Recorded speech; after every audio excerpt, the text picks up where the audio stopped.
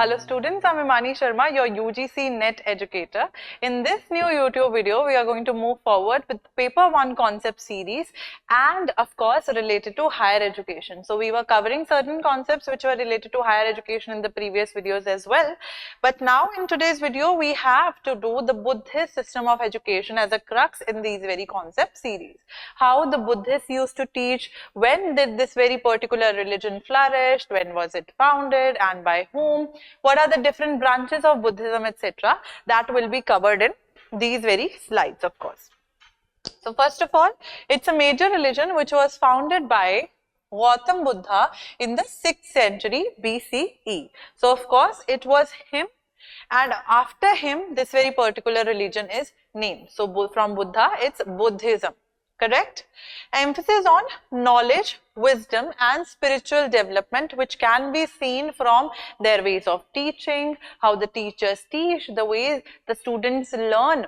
And there are certain things which are of concern, if we talk about, which are of concern as in which are of certain things which are to take a note of, if we talk about Buddhism as a branch, and how after the ancient Indian education system, which was talking about the four, ashrams which we have covered in the previous video, the Brahmacharya, the, Grihast, the Vanprasth and the Sannyas ashram which is there. These four ashrams have been covered along with the ancient system of education, that how broadly it was there and how basically the teachings took place, etc. So, knowledge, wisdom and spiritual development was one such thing on which these people, the Buddhists, put emphasis, or especially Lord Buddha, from of course him only these very particular things got later on developed. Education system focused on nurturing the mind and cultivating the virtues. So of course, like the ancient system of education in India, there was one thing which makes Buddhism and Jainism different from ancient system of education, that was that education was for all, regardless of caste, creed, sex, etc. Correct? So people were supposed to be there. These people, the Buddhists, had opened doors for everyone. In the previous lectures, we have also tried to cover that how ancient system of education was also open for all, but there were certain restrictions which were there when we talk about the Brahmanas. Correct? They had certain restrictions, the other people did not properly. But these people, these were accepting people to come and join them from every walk of their life. Correct? Core principles of Buddhist education are, first is wisdom, that is prajan. Cultivation of deep understanding, insight and discernment. So the way the teachers used to teach here as well in Buddhism was talking about debates. There were certain discussions which were there. So, of course, the teacher used to play an important role in cultivating certain thoughts in the minds of the students, but also letting them to progress with their own, because, of course, the opinions of the students were also given much importance. Not like the teacher is trying to, कहते हैं कि थोपना है. Of course, those very things were not there. The teacher's opinion was there, of course, which was the one thing which he used to teach, but there were other things. The open discussions were there, so that the people can have their also, their personal viewpoints, their opinions, etc., which they can openly share for the students as well. Then we have morality, sila, development of ethical conduct, compassion and empathy. If we are talking about morality, such empathy, ethical, compassionate, etc., these principles will of course come on the surface, because we are talking about that there is this story, right, that of course we are not supposed to harm the living beings, etc. How those very things are there, the flower, etc., ki mali cut karega to wo pyar nahi karta, but of course if you are giving water to that very plant, of course it means that you love that very plant so much. Correct? So that is the definition of love given by Lord Buddha. Correct? So morality, the ethical principles which are supposed to be maintained by you, those were certain teachings as well which were there. Meditation, samadhi, practice of mindfulness, which we have already talked about, and concentration for mental clarity and tranquility. Tranquility means for peace per se. Correct? So these were the three core principles, the major principles which were there. Prajna, that is of course wisdom, morality, sila, and meditation, that is samadhi. Then we have monastic education. The Buddhist system of education, it comprised of people coming and living there in the viharas. Now viharas were certain big, big buildings which used to look like this, and there were people of course there inside. Correct? So there were people who used to come, there were opening, and these buildings differed from one, way or the other of the world from the other. So of course Buddhism as a branch was spread far, far away in different parts of the world, and of course when it started blooming, of course there were certain, like we have Zhuangzang, right? He's a philosopher who also came in India and studied in the different universities, being a student there, just like in Nalanda per se. Correct? So Buddhist monasteries that are viharas, that are known as viharas, they played a crucial role in preserving and transmitting knowledge which was shared by Lord Buddha. And Lord Buddha's teachings were, of course, because the religion is associated and founded by him, then his teachings will be given much and much prominence. So those were the teachings which were being taught in these very monasteries, where the people who want to be in this very religion come here and live. Correct? Monastic education emphasized the study of Buddhist scriptures, philosophy and meditation. Right? The three Pitaka, Abhidhamma, Vinay Pitaka, Sut Pitaka, these were certain scriptures which were there from the Buddha's teaching, and people used to read these very scriptures per se. Monks and nuns dedicated their lives to learning. So monks were known as bhikshus, right? I don't know if I wrote it in Hindi rightly. Then nuns were known as bhikshunis.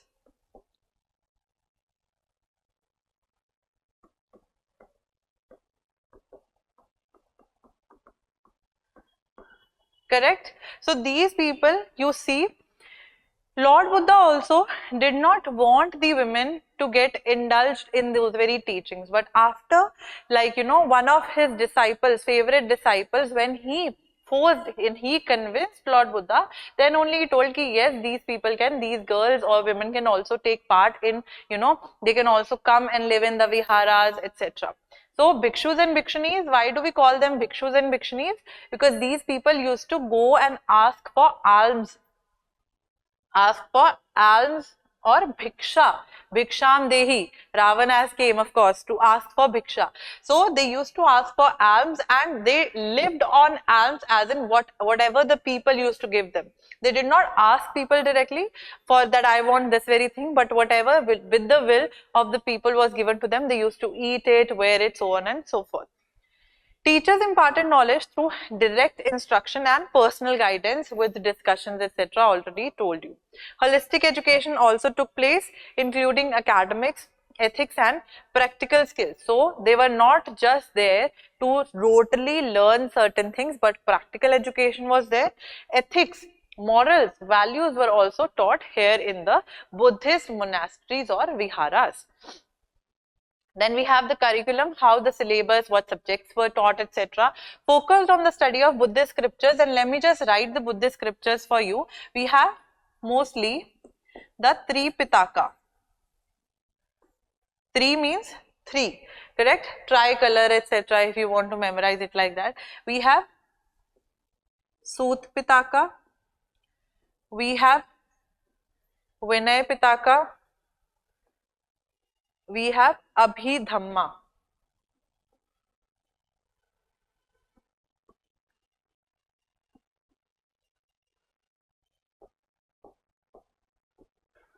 Correct? So these were certain scriptures which were there by the by the Buddhists, not British, by the Buddhist people. The teachings of Lord Buddha were contained in these very scriptures known as Three Pitaka as a whole, but these are certain, these are the segregation of these very things. So these scriptures were read there. Teachings and philosophy also was emphasized. Pali language was given importance, and why do I talk about Pali language here? Because of course, Pali was a language of the common people. So even if these people were emphasizing on education for all, and even if their centers were open for all people regardless of their caste, caste, creed, etc., this very thing that we see here, the Brahmanas in the ancient education system, we see that they were only and only teaching their students in Sanskrit, and Sanskrit was such a difficult language which was not properly known by other people. So they wanted their teachings to be restricted to the Brahmanical sphere only and not reach to the common masses. But these people were not like that, of course. These people wanted the teachings to be there with other people. So common language use karke they used to teach about these very particular scriptures. Meditation for the concentration, ethics we already talked about. Logic and metaphysics were also taught. Arts, crafts, agriculture, which are important even if you want to see as the basic skills which are supposed to be there. These things were also a main point which were taught there as a subject in the curriculum. Role of a teacher, spiritual guides and role models. So whosoever used to be there used to be certain ceremonies as well when the monk used to take admission. So of course there were the monks who were already living who used to vote for the monk that yes, now is he eligible to be a part of a proper, let's just say the teaching that he can get in a vihara, correct? Moral and ethical development was one such responsibility which remained with the teacher's side, that yes, how morally and how ethically the student is getting developed, his mindset, etc. How is it changing? That was one thing which was taught from here. Fostering a supportive and compassionate learning environment, as I already told you, that these people were open to talking about opinions. Correct? So even if the teacher has talked about his or her opinion, the students were supposed to be freely express their opinion on that particular topic as well, ताकि किसी को नीचा नहीं दिखाया जाए. And of course there is this critical understanding, there is a supportive and a compassionate environment which can be created so that students feel safe and express their views there. Meditation practice, already told you, for what? For the concentration part. Right? A central place was given to meditation. Students were taught various meditation techniques to develop mindfulness, concentration and self-awareness for the introspection, etc. That what am I supposed to do? What should I do to attain salvation, which in Brahmanical terms we know as moksha, right?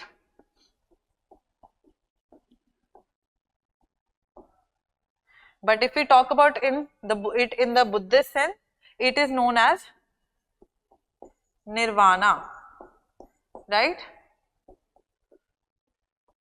Nirvana, this is R, correct? So how am I supposed to have or reach that very level? So different meditation techniques to have that self-control, because monks were not supposed to have any kind of sexual partners. They were not supposed to get indulged in any kind of activity which will remove or which will maybe considered as unethical, right?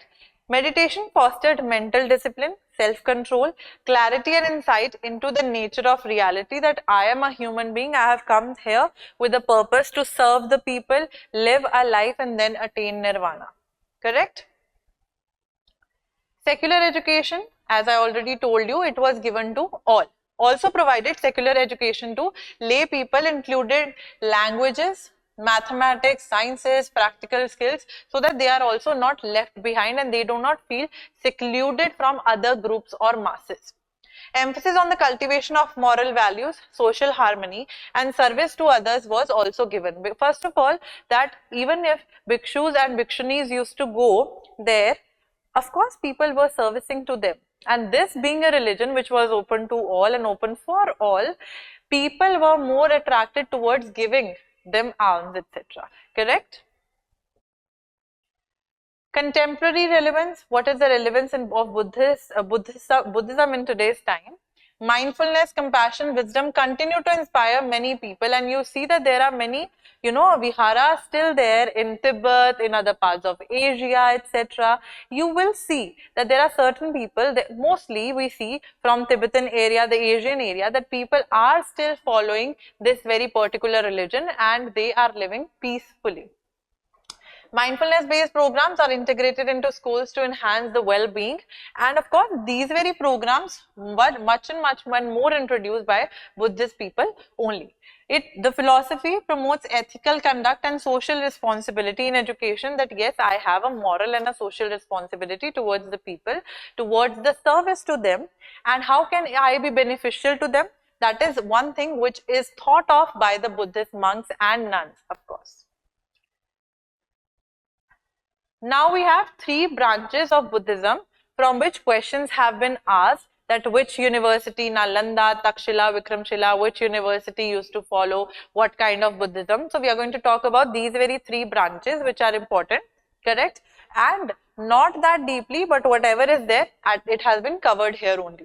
First is Theravada or Hinayan Buddhism. Hin means come. So of course we are going to see it as a lesser or a lower vehicle or the way of the elders. It is the oldest practicing way of Buddhism. So you are supposed to write it down. The oldest way of living in the Buddhism time, the Theravada.